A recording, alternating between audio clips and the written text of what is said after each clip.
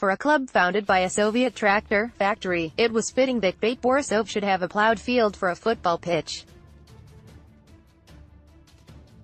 The Belarusian Champions might have a space-age new stadium, but their playing surface still looks as though it's been used for grazing cattle.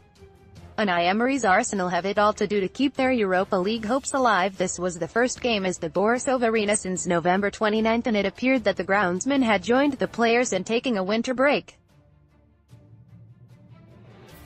Even BATE coach Alexei Baga admitted, "The staff have done their best to prepare the pitch, but there is clearly little grass. We could have trained on it, but that would have made it unpresentable. So maybe it was a good idea that Arsenal had left Mesut Özil back home to post Valentine's Day messages to his fiancée on social media." Quite what the delicate German would have made of trying to play his intricate passing game on this field of screams is anyone's guess. Stanislav Dragan condemned Arsenal to a first-leg defeat in Belarus. Alexander Lacazette was sent off late on for Arsenal after losing his cool in the Baltic conditions, yet Unai Emery had promised ahead of this Europa League tie that he would not be using the pitch or the sub-zero temperatures as an excuse. Maybe he figured that after a weekend trip to Huddersfield, how much more miserable could conditions be?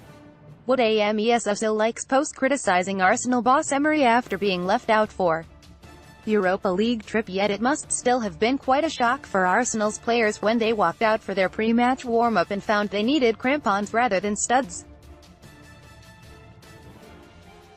It certainly hadn't been this bad when they won 4-2 here less than 18 months ago.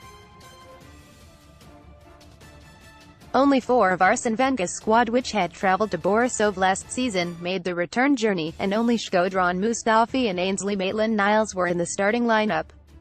Pierre-Emerick Aubameyang, still recovering after a bout of the sniffles, surprisingly started the evening on the bench, but other than that Emery named his strongest available team.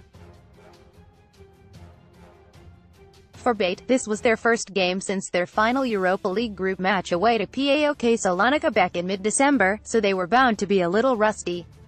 Yet it still didn't prevent them from snatching a 45th-minute lead when Stanislav Dragan out-jumped Sead Kolasinac to head in Igor Strasevich's free kick. It was confirmation that Arsenal's dodgy defense is capable of switching off anytime, any place, anywhere.